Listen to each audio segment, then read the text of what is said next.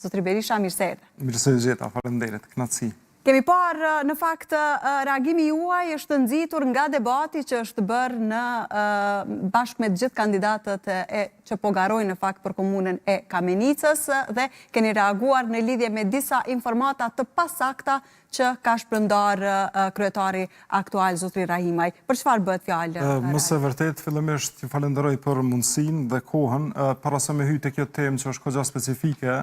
Po du me shpreh keqardhjen time në raport me mënyrën se si po zhvillohen debatet, kryesisht nga kandidati i VV-s dhe ai PSD-s për shkak që kanë kaluar në rrofshin personal. Dhe po folet vazhdimisht për disa banesa, një në Gjilan e një te Xhirilarzi Shqipëri, dhe është ndërruar në një formë kryetem Kamenicë. Realisht Kamenica ka probleme shumë të mëdha se disa banesa.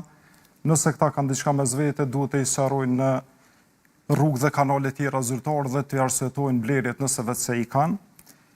Në raport me ngjarjen e mbrëmshme dhe temën e cila u ngrit në një debat televiziv, unë e posh që kryetari në ikje ka tendencë të jashtëzakonshme ndaj meje dhe ndaj subjektit cilin unë përfaqësoj, por edhe kandidatës për kryetarin nga ratë tonë, zonja Jona Arifi, mirë pasin nga këto nuk qëndrojnë. Kjo më tregon, sjellja mbrëmshme më tregon mu vetëm një gjë, ose ka mungesë të theksuar të informacionit, dhe kjo është fatkeqësi për të, sepse ka qeverisë 4 vite, edhe nuk ka arrit ende me marrë dorën kësaj pune dhe nuk din të dalloj procedurat dhe format e kontratave, ose është kjo që e thash pak më herët që ka tendencë të jashtëzakonshme ndaj disa individëve ose oponentëve politik në Kamenicë dhe kjo nuk i bën nder askujt. Po, para se të dalim Zotri Berisha tek ajo të cilën edhe do ta shtjellojmë, dua që të informoj shikuesit që edhe juve që kemi telefonuar edhe Zotrin Rahimaj, mirë po që i njëjti nuk është përgjigjur, ndoshta edhe nuk ka dashur që të marrë pjesë në këtë. Unë gjithashtu mbrëm me një postim në Facebook mbas debatit dhe asaj që ndodhi aty, i bëra një ftesë publike që të debatojmë ose në media ose edhe para qytetarëve në sheshin e komunës e Kamenicës dhe unë jam duke pritur një përgjigje e bëj me kënaqësinë më të madhe. Ndërsa sa i përket kësaj kontrate, kjo ka qenë një kontratë për shërbime të kompanisë ku unë kam qenë drejtor derisa kam filluar të merrem me politikë dhe është një kontratë për mirëmbajtjen e hapësirave gjelbëruse në qytetin e Kamenicës. Pra bëhet fjalë vetëm për qytetin. Vlera e kësaj kontrate ose pagesa mujore e cila është realizuar kundrejt kompanisë tonë ka qenë mesatarisht dikun 2.300 deri në 2.500 euro për muaj. Pra mirëmbajtja e rrugëve në qytet dhe hapësirave publike.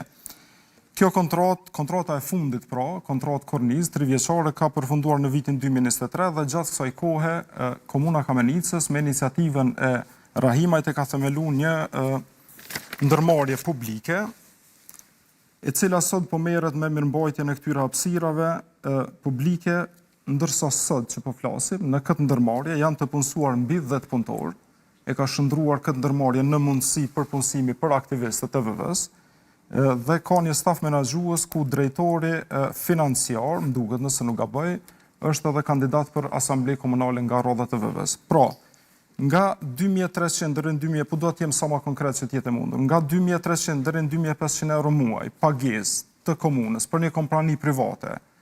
Nuk është ideja cila është kompania ose kujt është në rëndësi shërbimi që e marrin qytetarët, ka kaluar në një kosto mujore dikon mbi 10.000 euro. Dhe krahasu me çmimin si ka qenë shërbimi?